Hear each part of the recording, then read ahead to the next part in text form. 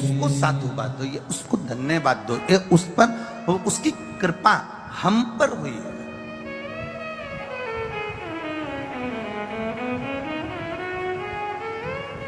अच्छा, बहुत मेरी माताएं बैठी हैं, बहुत सारे विद्वत जन यहां पर विराजमान हैं। एक बात आपसे पूछें, बच्चा गर्भ के अंदर अगर सही रहता है, बिल्कुल सही है, बोलो तो डॉक्टर ऑपरेशन की बोलता है क्या? वो तो बच्चा गर्भ में टेढ़ा हो गया तो डॉक्टर ऑपरेशन करेगा कि नहीं करेगा? अरे जीजियों बोलो तो जम के, करेगा ना। बच्चा अगर गर्भ में सीधा है, बच्चा गर्भ में एकदम अच्छा है, बच्चा गर्भ में एकदम सीधा, उसको जैसा प्रविष्ट होना है, जैसा जन्म होना है, अगर बच्चा वैसा है तो डॉक्टर ऑपरेशन नहीं करते, डॉक्टर ऑपरेशन नहीं करेंगे। पर अगर बच्चा टेढ़ा हो गया, नाल फंस गई, मुख में गंदा पानी चले गया, बोलो बोलो सही है कि गलत है? अरे बोलो तो जितने बैठे हो, मुख में गंदा पानी चले गया, नाल फंस गई, बच्चा टेढ़ा हो गया, तो फिर डॉक्टर ऑपरेशन से बाहर निकालेगा कि नहीं निकालेगा? अरे बोलो जम के, बोलो जरा, बोलो तो अलवर वालो। बस नाल फंसी, गंदा पानी मुंह में गया, या बच्चा टेढ़ा हुआ और डॉक्टर ने ऑपरेशन किया, तुम भी याद रखना, बच्चा गर्भ में रहता है, टेढ़ा हो जाता है, नाल फंस जाती है, या गंदा पानी मुंह में चले जाता है, तो उसको ऑपरेशन कर कर बाहर निकाला जाता है। उसी तरह ये पृथ्वी भूगर्भ है, इसको भूमि कहते हैं, पृथ्वी कहते हैं। इस पृथ्वी पर जो रह रहे हैं वो मां पृथ्वी के गर्भ में रह रहे हैं, पृथ्वी पर रह रहे हैं, अपन सब भूगर्भ में रह रहे हैं। जब बच्चे के मुंह में गंदा पानी चले गया, या नाल में वो फंस गया, या वो टेढ़ा हो गया, तो डॉक्टर ने ऑपरेशन करा। उसी तरह हम भी, जब हमारे मुंह में गंदा पानी, समझ जाओ जरा, समझ गए क्या? हाँ, वैसे तो तुम सब समझदार हो। जब हमारे मुंह में गंदा पानी चले जाए, हम भी नाल में फंस जाएं, संसार सागर में, लोभ में, तृष्णा में, आसक्तियों में, वासनाओं में, काम में फंस गए, या हम भी टेढ़े हो गए, जिससे बात करो टेढ़ी बात करो, क्या कर लेगा तुमसे? देखा जाएगा तुझसे, मेरे को आगे बैठना है, बिठा अभी की अभी, नहीं बिठाएगा तो बाद में निपट लूंगा। टेढ़े हो गए,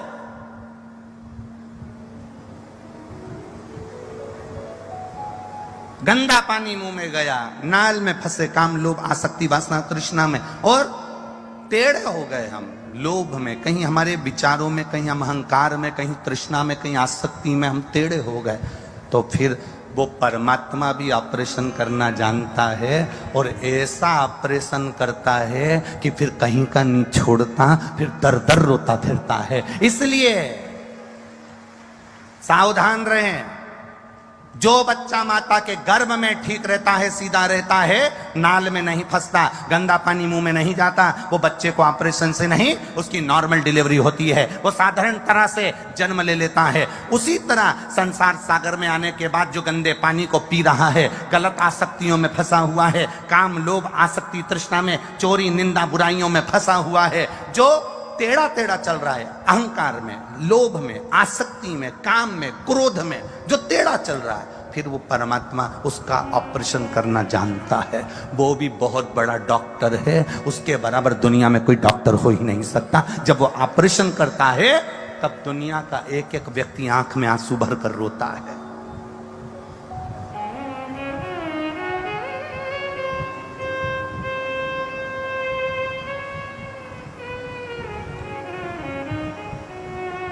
कितने, जब वो ऑपरेशन करता है तो व्यक्ति रोता है।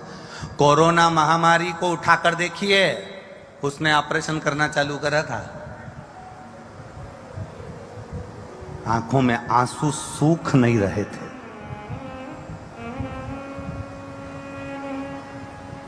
1 उठाकर देखिए, कहीं भूकंप आ जाता है, कहीं सुनामी आ जाती है, कहीं पहाड़ पर्वत गिर जाते हैं, पूरे मकान ध्वस्त हो जाते हैं, कहीं कुछ ना कुछ लोग पानी में डूब रहे, कोई पर्वत धस रहा है, कोई हिमाचल में देख लो, उत्तराखंड देख लो, बिहार साइड देख लो, कहाँ ये उसके ऑपरेशन है, ये उसके ऑपरेशन है। आप अच्छे रहिए, आपके मुख में गंदा पानी ना जाए। एक बात बहुत अच्छे से याद रखना, मंदिर जाओ, देवालय जाओ, शिवालय जाओ या भगवान की कथा में जाओ, संकीर्तन में जाओ, आपका मुख गंदे पानी से गंदा नहीं होना चाहिए, ना आपके मुख में से गाली, अपशब्द, ताने कुछ ना निकले। हम सहज बनकर क्यों नहीं जाते? 100% मनुष्य हैं, 100% लोग रहते हैं, 100% लोगों में से 25% लोग ऐसे हैं जो कि मंदिर, देवालय, शिवालय नहीं जाते हैं। कितने परसेंट? जम के बोलो जरा। 25%। 25% लोग ऐसे हैं जो भगवान पर ही विश्वास नहीं करते कि भगवान कोई होता है, या हम भगवान के मंदिर नहीं जाते, हमें परमात्मा से मतलब नहीं, हमें अभिषेक पूजन से मतलब नहीं, जो परमात्मा कोई नहीं मानता।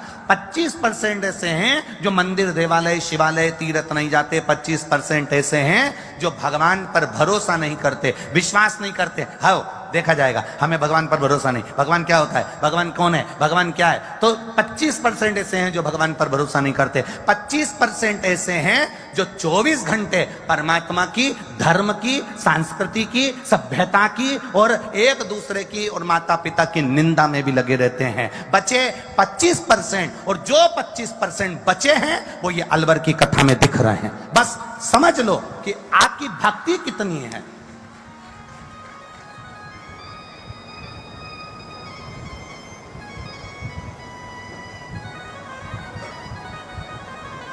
और उन 25% जो भगवान के मंदिर जा रहे हैं, जो 25% बचे हैं जो भगवान के भजन में लगे हैं, जो 25% बचे हैं जो परमात्मा की भक्ति में लगे हैं, जो 25% बचे हैं परमात्मा के नाम में लगे हैं, जो 25% बचे हैं वो भगवान का अभिषेक पूजन कर रहे हैं, जो 25% बचे हैं वो धर्म को मानते हैं, सनातन धर्म को मानते हैं, अपने वेद पुराण को मानते हैं, अपने शास्त्रों को मानते हैं। अब हम क्या कर रहे हैं? उन 25% को भी कहीं ना कहीं हम उन 25% को भी ये विचार कर रहे हैं कि ये ठीक रह लें,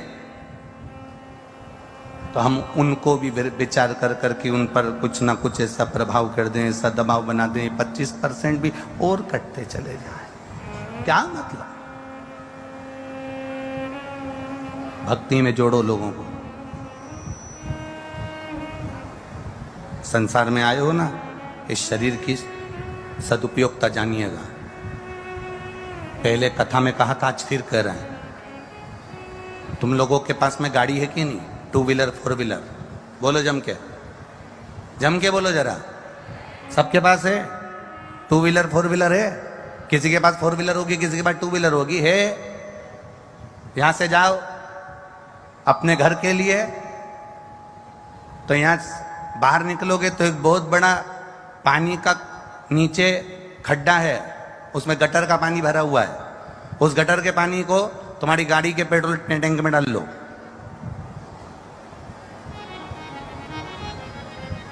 गाड़ी चलेगी? अरे बोलो जम के, नहीं चलेगी।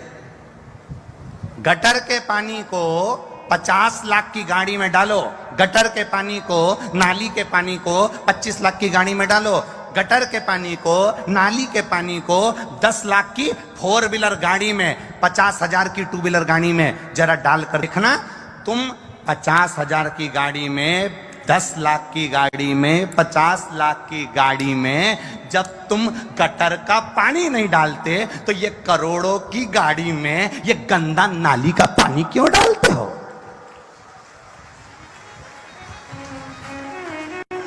क्यों मदिरा का नशा करना? क्यों दारू का नशा करना? क्यों ये गलत नशों में डूबना। ये करोड़ों की गाड़ी है, एक लीवर खराब हो जाता है 20-20, 25-25 लाख देने को तैयार खड़े हैं लोग बाग। लीवर बदल दो साहब, लीवर दे दो साहब, किडनी बदल दो साहब, किडनी दे दो साहब। एक गाड़ी करोड़ों की परमात्मा ने देकर भेजा है।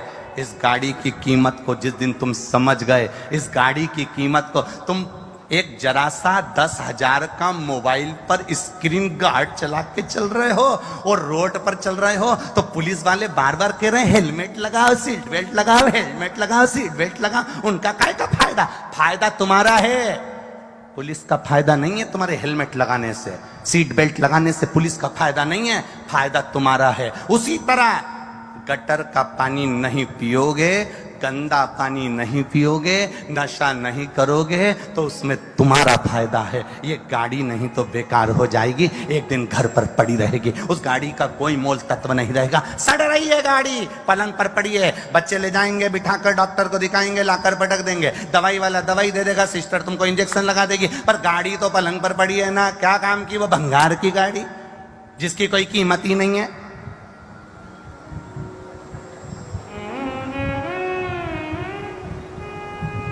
क्या करोगे इस गाड़ी की कीमत का? ना विचित्र विचित्र संसार सागर है महाराज। माता के गर्भ से बच्चा बाहर निकले अगर टेढ़ा हो गया तो ऑपरेशन है, नाल में घूम गया तो ऑपरेशन है, गंदा पानी मुंह में चले गया तो ऑपरेशन है। परमात्मा भी बहुत बड़ा डॉक्टर है, वो भी तुम्हारा ऑपरेशन करने को तैयार बैठा है। तू गलती कर, टेढ़ा हो, तू संसार के बंधन में बंद, और तू बस मुंह में गंदा पानी गया और वो ऑपरेशन किया, करा उसने ऑपरेशन। सोचिए,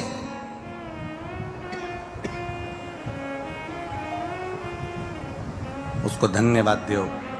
साधुवान की भक्ति में रमे हुए हैं, मेरा हाथ जोड़कर निवेदन है इनको उसमें रमे रहने दो। अगर ये फिर टूट गए, फिर चले गए तो ये वापिस सनातन धर्म को नहीं पा पाएंगे।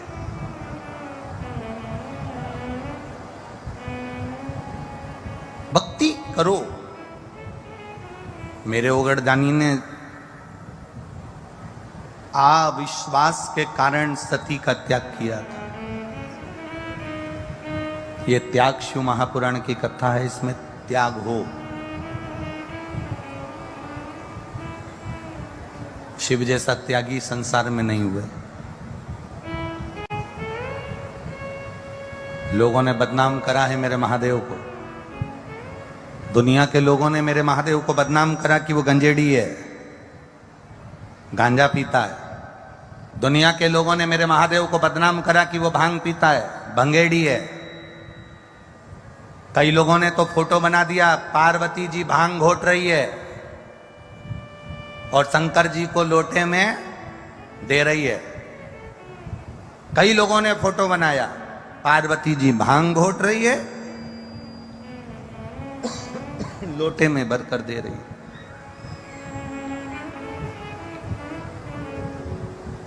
आप में से कितनी माताएं बैठी हैं जो अपने पति को तंबाकू का गुटखा मल के देती हो?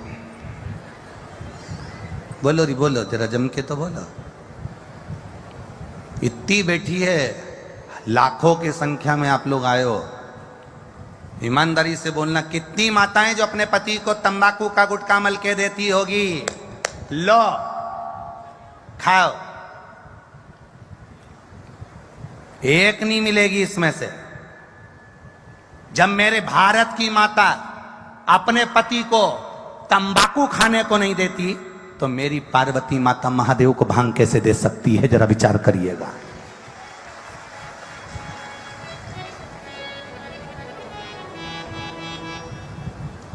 मेरी जगत जननी मां पार्वती भांग कैसे दे सकती है? तुम गलत सोच, गलत विचार।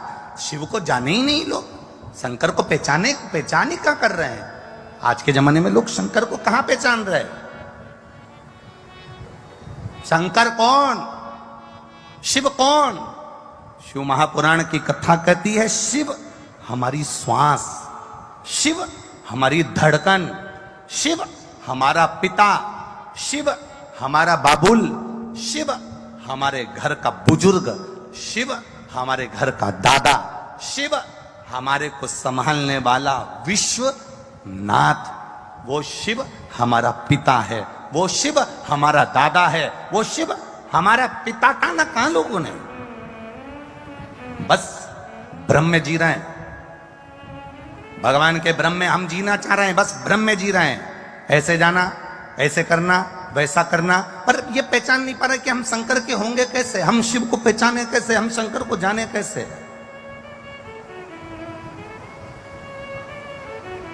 शिव की भक्ति को हम पाए कैसे। महाराज,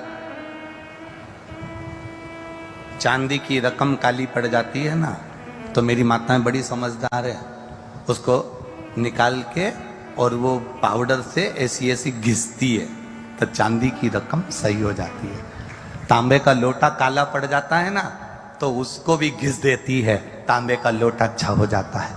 पीतल का बर्तन काला पड़ जाए, तन काला पड़ जाए, तो माताएं उसको भी घिस देती है, बर्तन साफ हो जाता है। ये शिव महापुराण की कथा नहीं है, अलवर में ये पंडाल कथा का नहीं, जो हृदय चित्त मन जो काला पड़ गया, उसको इस पंडाल में जम के घिसा जाता है, जिससे वो अच्छा हो जाए। इस मन को साफ करने का एक मंझोटा है, एक स्थान है, जहां पर जैसे बर्तन के स्थान पर बर्तन साफ होता है, चांदी के स्थान पर चांदी साफ होती है, कपड़े के स्थान पर कपड़ा साफ होता है। शिव महापुराण की कथा का पंडाल इस आत्मा को साफ करने के लिए है, मन को साफ करने के लिए है, चित्त को साफ करने के लिए। सावन के महीने में कथा सुन रहे हो, आप शिव की भक्ति को जितना जितना जागृत करोगे ना, उतना उतना फल तुम्हारे जीवन में प्राप्त हो जाएगा। बारिश का समय चल रहा है, एक बेलपत्र आप अगर शंकर भगवान को रोज चढ़ाते हो, एक बेलपत्र शिव जी को रोज समर्पित करते हो, तो मन में एक संकल्प इस बारिश के मौसम में, इस सावन के महीने में एक संकल्प भी तुम्हारे भीतर आना चाहिए कि एक बेलपत्र अगर मैं शंकर भगवान को चढ़ाती हूं, मैं जिंदा हूं, तब तक तो देवादिदेव महादेव को बेलपत्र चढ़ाऊंगी, पर मेरे मरने के बाद मेरे बच्चों ने, मेरी बेटी ने, मेरे दामाद ने, मेरे बेटे ने, मेरी बहू ने, पोता पोती ने शंकर जी पे बेलपत्र नहीं चढ़ाई, तो मरने से पहले ऐसा काम कर जाना, जैसे बीमा कर कर जाते हो तो बीमे की रकम तुम्हारे घर के लोगों को मिलती है, जमा तुम करते हो, रकम तुम्हारे परिवार वालों को मिलती है, उन परिवार वालों का भला कर कर जाते हो, उसी तरह एक भला अपना भी कर कर जाना और संसार सागर का भी कर कर जाना। मेरे मरने के बाद बेलपत्र कौन चढ़ाएगा, इसलिए एक बेलपत्र का पेड़ लगा कर जाना, उस पेड़ की बेलपत्र कोई भी तोड़कर महादेव को चढ़ाएगा, फल तुझे ही मिलेगा। एक बेलपत्र का वृक्ष तुम भी लगा कर जाओ, उस बेलपत्र के पत्ते को कोई तोड़ेगा, शंकर पर चढ़ाएगा, फल मुझे